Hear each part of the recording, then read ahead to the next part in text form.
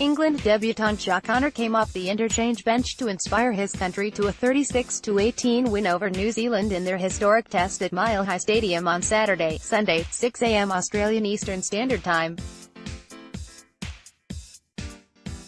Bennett's men trailed 12-0 before Connor was thrust into action after a number of defensive lapses by 5/8 Jonny Lomax and set up 2 first-half tries before scoring one himself as England continued the form which took them to last year's World Cup final.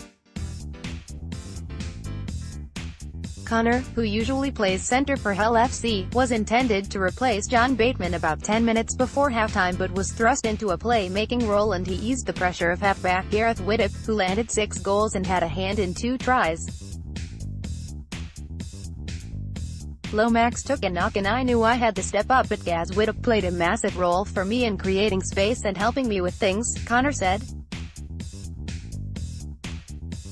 I am proud and honoured to get the opportunity to play with such a great England team, and we have created history by coming to America and topping off a great week with a win. Canberra second rower Elliot Whitehead scored 2 tries for England in an entertaining test which was watched by a crowd of 19,320, including South Sydney co-owner Russell Crowe, at the home of the Denver Broncos, as well as US television viewers on CBS Sports.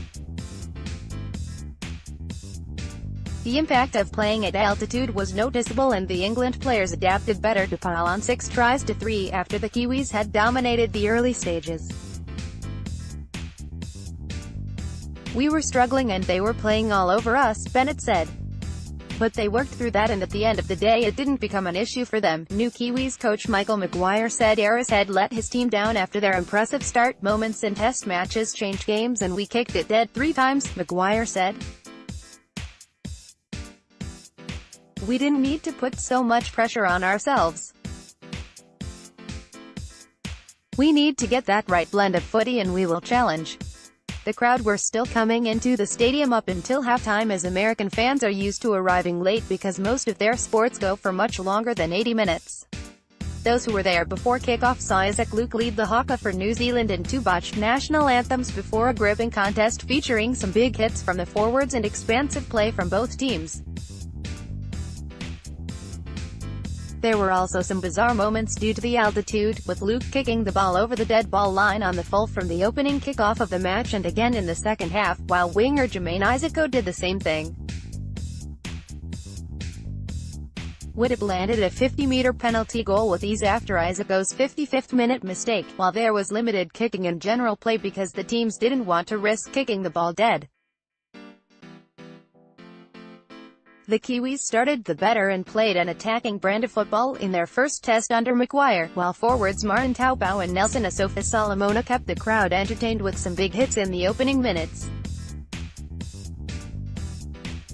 A late tackle by Taupau on Lomax went unpunished by referee Ben Toller in the 8th minute and the Kiwis targeted him in defense.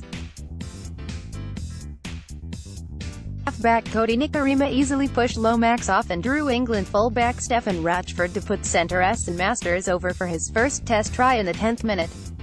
Masters looked set to score again 5 minutes later when he beat 3 defenders in a long-range break. He definitely showed some really good football, Maguire said of the West's Tigers centre. Down that right edge he skipped down the outside and he would come down the middle and he really troubled them on that side. Bennett replaced Lomax with Connor and the move changed the momentum of the game, with Sam Burgess getting over the try line only to be held up, Tom Burgess bombing a try when he towed a loose ball over the dead ball line and then being denied by video referee Jared Maxwell. However, it was New Zealand fullback Dallin Watene-Zelezniak who scored next after backing up a break by Luke, who beat Tom Burgess to cross in the 28th minute. Ryan Hall appeared to drop the ball over the line but was awarded England's first try in the 33rd minute after Connor combined with Widdop before throwing a cutout pass to the winger. Connor then put Whitehead over with a short pass to reduce New Zealand's lead to 12-10 at halftime. It was a different England side in the second half and Widdop leveled the scores in the 46th minute with a penalty goal after Luke stomped on the hand of England centre John Bateman in retaliation for an elbow to the throat while attempting to make a tackle. Sam Burgess was cautioned after running to get involved as players from both sides came together. England took control of the game following Whitehead's second try in the 53rd minute after replacement Tommy Magginson swooped on a Widdop grubber. A 56th minute penalty goal by Widdop from halfway put England ahead 20-12, and Connor scored a try for himself when he beat Nick Garima and Jared Waria-Hargreaves before dummying past Watin Zelezniak in the 60th minute. Fellow rookie Magginson scored a long-range try in the 65th minute to put the result beyond doubt before Watin Zelezniak scored a consolation try.